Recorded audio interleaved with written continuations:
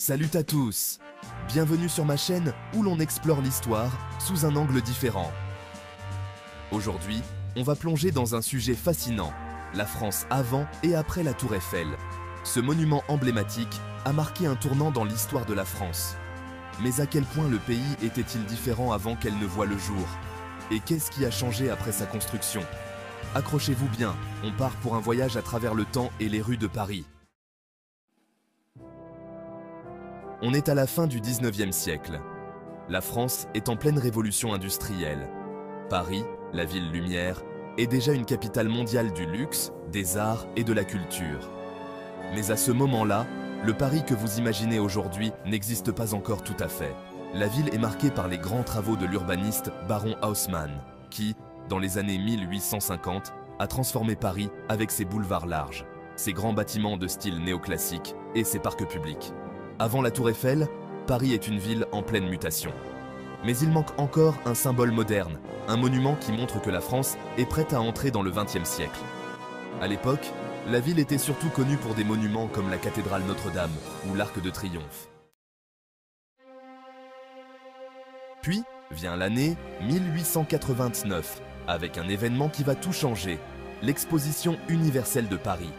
La France veut marquer le coup pour célébrer le centenaire de la Révolution française et montrer au monde entier sa puissance technologique et industrielle. C'est là qu'entre en scène un certain Gustave Eiffel et son projet révolutionnaire, une tour entièrement en fer, haute de 300 mètres. Mais attention, tout le monde n'est pas séduit par cette idée. En fait, la tour Eiffel fait l'objet de critiques virulentes. De nombreux artistes et intellectuels de l'époque, comme l'écrivain Guy de Maupassant, la trouvent affreuse. On parle même de cette colonne de fer disgracieuse. Mais malgré les critiques, la tour Eiffel est finalement achevée en 1889. Et là, tout change.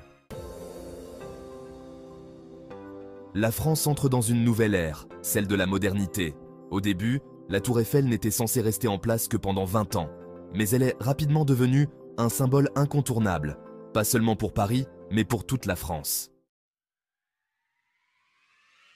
Après la construction de la Tour Eiffel, Paris gagne une identité moderne. Ce n'est plus seulement la ville des arts et de l'histoire, c'est aussi la ville de l'innovation et de l'avant-garde technologique.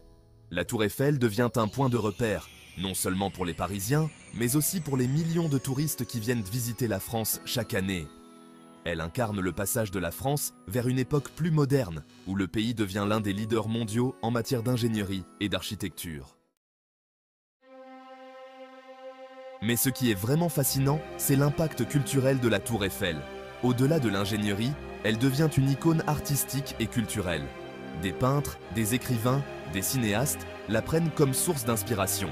Elle apparaît dans des œuvres d'art, des films, des livres. Au fil des décennies, la Tour Eiffel devient plus qu'un monument, elle devient une marque de fabrique. Dans les années qui suivent sa construction, elle fait de Paris l'une des destinations les plus prisées au monde. La France, et en particulier sa capitale, deviennent le cœur battant du tourisme mondial. Alors, qu'est-ce qu'on retient?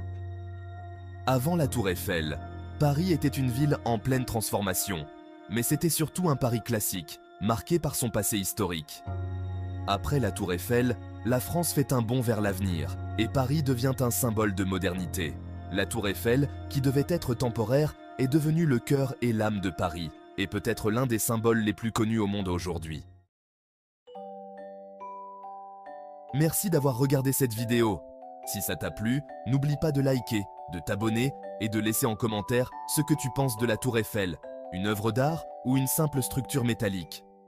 À bientôt pour une nouvelle plongée dans l'histoire.